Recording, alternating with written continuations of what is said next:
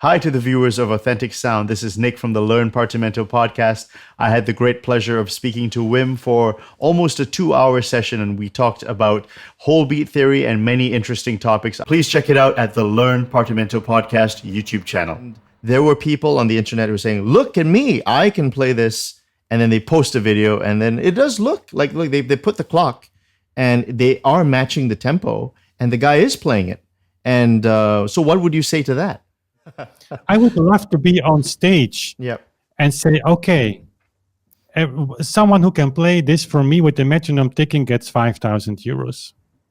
But there's one caveat. If you go sit at that piano and play the first note and you cannot do it, you give me 5,000 euros.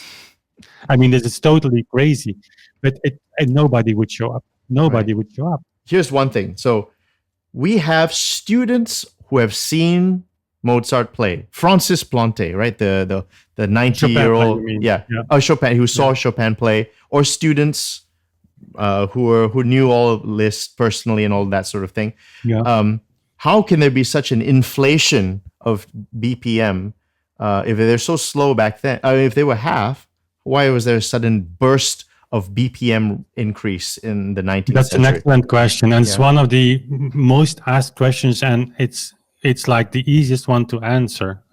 Some people have said Beethoven's metronome was broken. What would you say to that?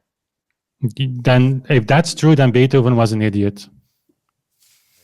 Now, I was looking at all the people who were disagreeing with you, and one person pretty triumphantly decided that I've finally, this is conclusive. That's the end of the discussion. And he said that let's look at the billing of the concerts.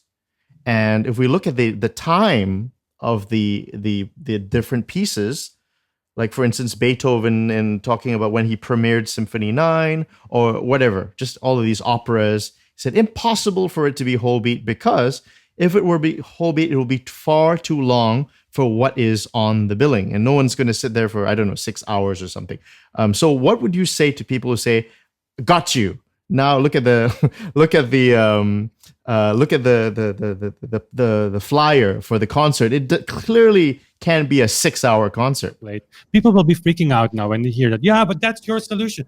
But I'm sorry, it's the reality. And all of that, and people get injuries. They get a lot of injuries, and nobody seems to want to talk about that. And it just seems like, you're not a genius. Of course, you and people feel incredibly depressed when they work hard, and maybe perhaps just because through no fault of their own, because of just the nature of the culture, they're pushed to a state where they're just overworked, they get injured, they can't play, they get depressed, and nobody wants to talk about that in classical music. In my days in the 90s in conservatory, there was the physiotherapist lived around the corner, but today he's part of the conservatories.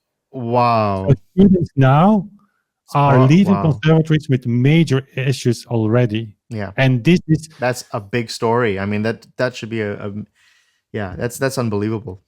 Yeah. We had a trio of Beethoven. I can share the story. I mean, the name is anonymous, but we recorded like the reduction of Beethoven from a septet with Massimiliano, clarinet player, who bravely took a position there, even though he's the leader clarinetist in his orchestra. We had also a cello player. And miraculously, we had a good time recording that. And miraculously, like 1 week before the release, he told me that I want to record this stuff. Really? Like my phone needs to still be ringing. So what he did was send that recording probably to his friends, colleagues, and they made him very clear that when he went that path, there was no future for him in the orchestra. So segue. Okay, let me tell you something. I was very sympathetic to you, because I realized there was one video you had. I'm going to show this. This is interesting. This is a video of you holding music in the galant style. And a long time ago, 2016. And of course, this is the Learn Partimento podcast. And Professor Robert Yerdigan is all about Partimento.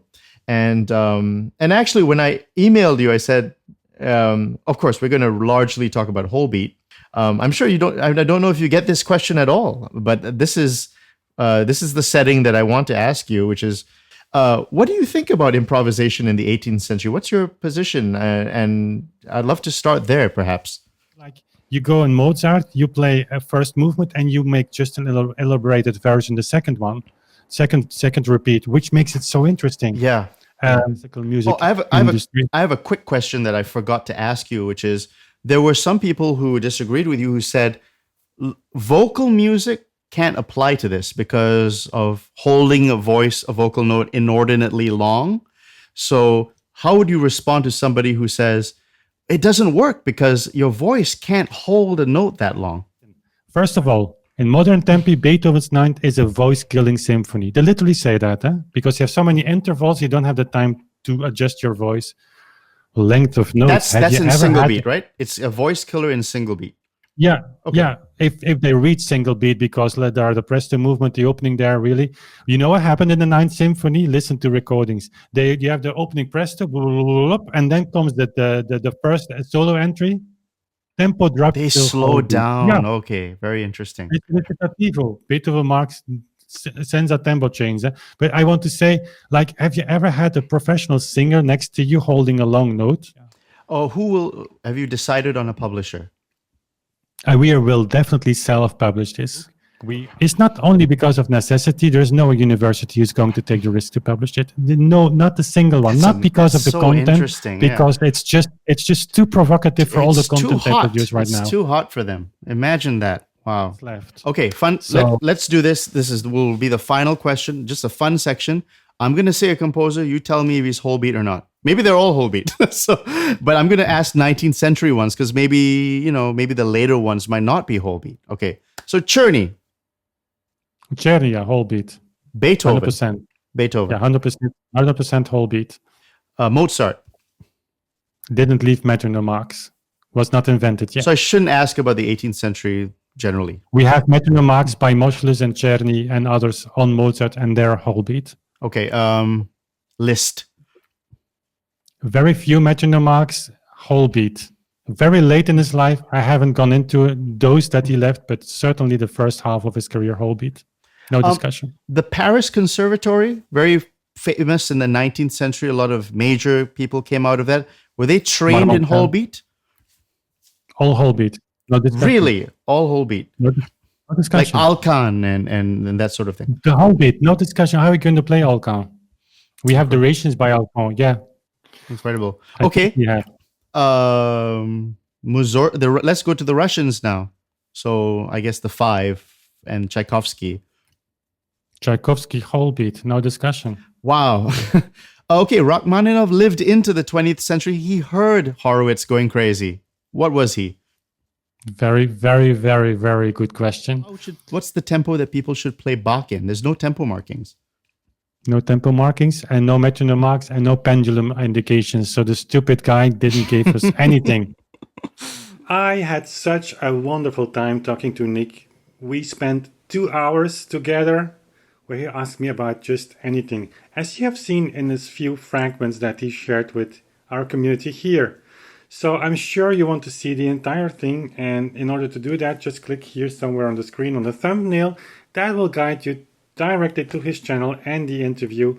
When you're there, say hello to his community, subscribe to his channel, and you and I will be seeing each other here on this channel again very soon. Thanks for watching, and see you soon again. Bye.